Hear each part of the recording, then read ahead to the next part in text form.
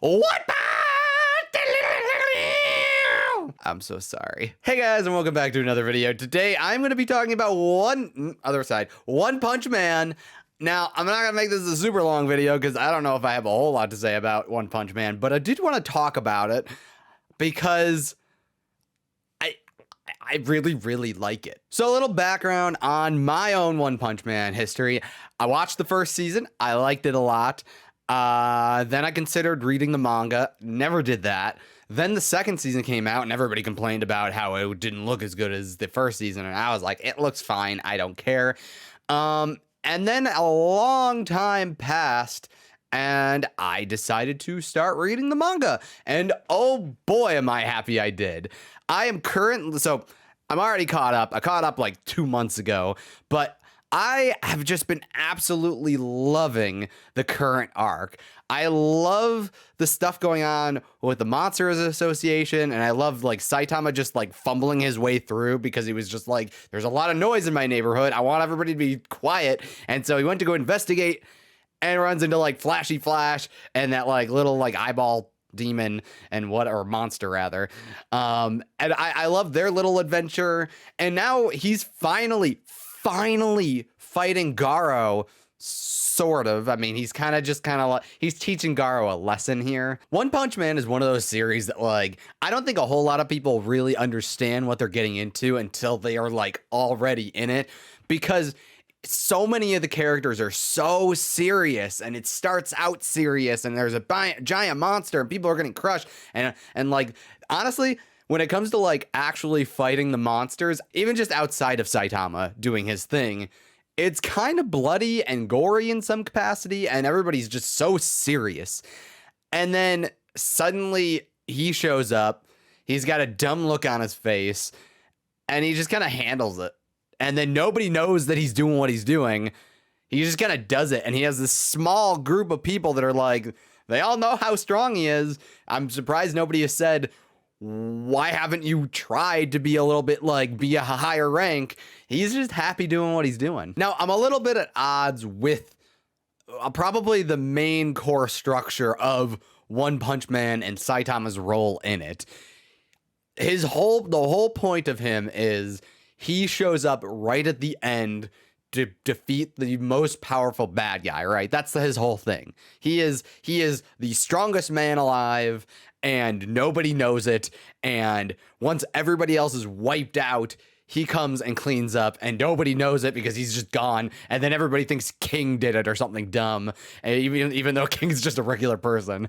So I'm a little bit at odds with that because he goes so many chapters not doing a thing.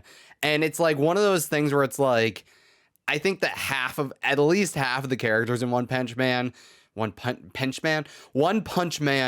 are really lame. And maybe that's the point, because they all take themselves so seriously and then they end up being super lame. But every chapter that comes by, I'm always waiting for that one moment where just anybody recognizes him as strong, as what he is. And we haven't really had that in a really long time, since I forget when the last person that noticed this.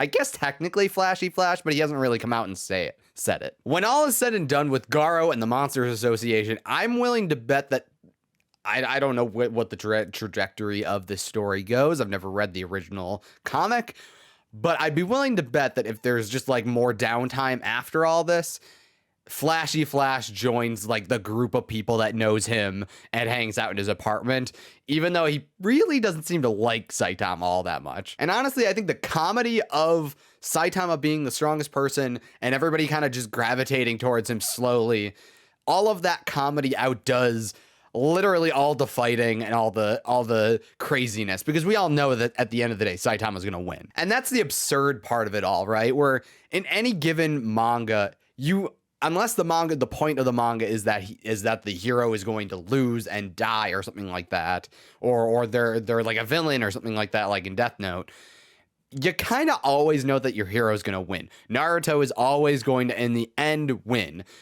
I was going to call him One Piece. Luffy is always going to come out on top. In Bleach, Ichigo's always going to win. Izuku and Midoriya is always gonna win. They're like, the hero is always going to win in one capacity or another. But that's kind of the point of Saitama right here. This guy right here.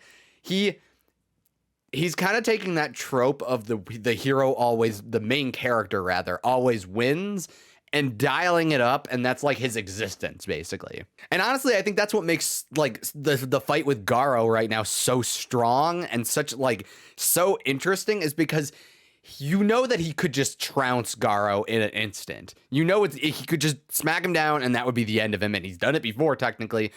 But he's teaching Garo a lesson, and I think that's where maybe Saitama, his strength really lies in, is he teaches people to be more than what they are with like, what's her name? Blizzard Fubuki.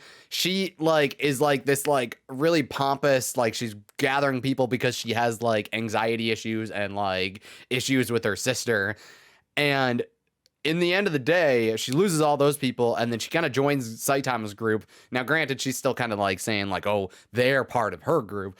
But in reality, he's kind of teaching her in a way to be a little like more independent and kind of accept her own strength for what it is. I don't know. I'm not trying to get into that kind of thing. My point here is that Saitama's real strength is not his like literal physical strength, but that he is just kind of like a chill dude that's kind of disrupting the status flow in a way. Honestly, I think he is doing maybe a better job of teaching these heroes that are kind of like up their own butts better than Garo has been. Because at the end of the day, Garo's whole thing is that it's not so much that he wants to be like evil.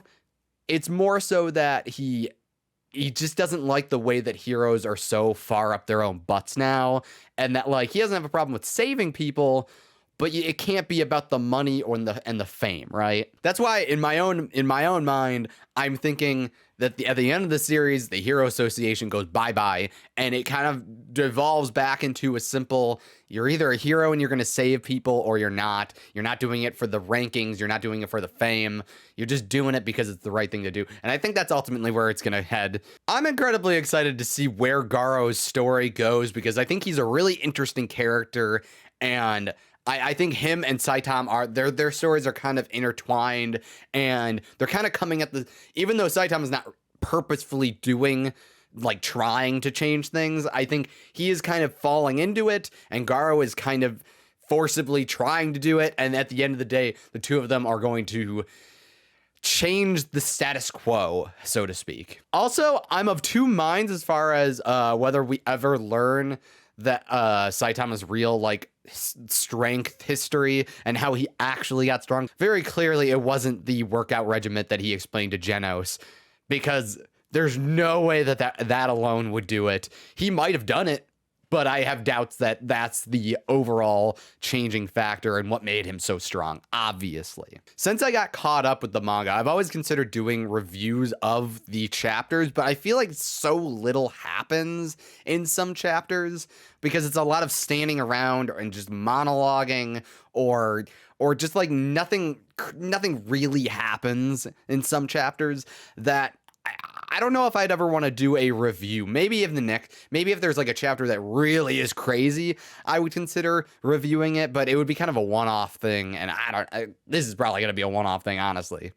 Unless you guys want to hear more about my opinions on One Punch Man, which I don't know. I mean, I could do that, but I mean, open up the discussion down below. I'd like to talk now that I'm in the know. I get why people like One Punch Man. Maybe I'll leave it there. This is kind of just I'm creaking the door open a little bit.